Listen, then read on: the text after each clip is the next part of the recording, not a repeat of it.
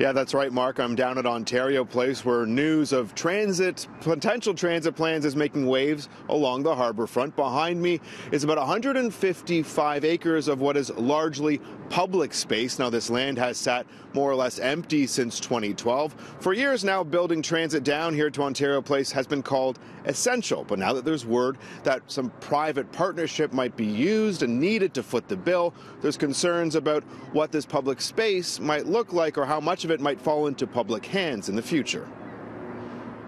We don't have a lot of detail on what this private partnership looks like, but just from the math perspective, if he's saying his plan is going to be around $28 billion and that his province is committed to spending $11.2 billion, there's a bit of a shortfall there.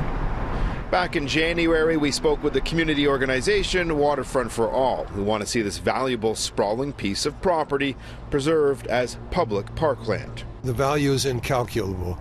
In the same way, how would you put a value on Central Park?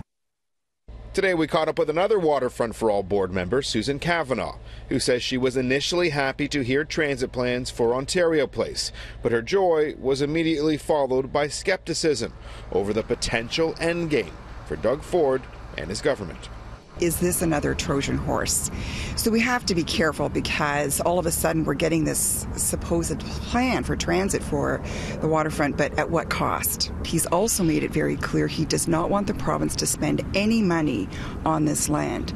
So if he is talking about development and if he is thinking about perhaps, say, residential development, then who is going to look after the infrastructure? And then who's going to do the environmental assessment on this land?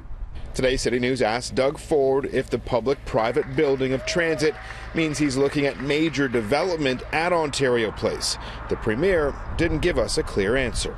We're going to build the best destination going. Once we get this built, they'll be able to go down to a beautiful destination at Ontario Place, a great destination at Exhibition. We're going to join those as one destination, and it's just going to be an incredible location for visitors and people that live in Toronto and Ontario and Canada to come and visit. The province has tried to form private partnerships for Ontario Place in the past. Back in July of 2014, the then provincial Liberal government announced its long-term vision to revive the amusement park graveyard with a plan that included a discovery and an innovation hub, a canal district, parks, and trails. Our government is 100% committed to making sure that this project is successful.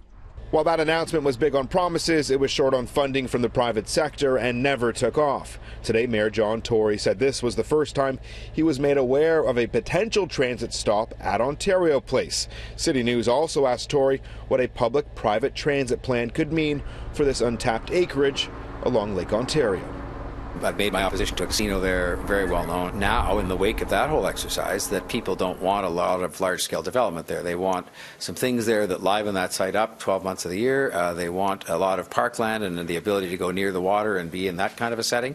But I think that regardless of what you put there, if you put there a park only, that's all it was just a really beautiful park, which I would have no objection to. If that's what they wanted to do, you still need better transit to get there than we have today. I think it is a helpful addition to have some concept to get more transit to Ontario Place and the Exhibition.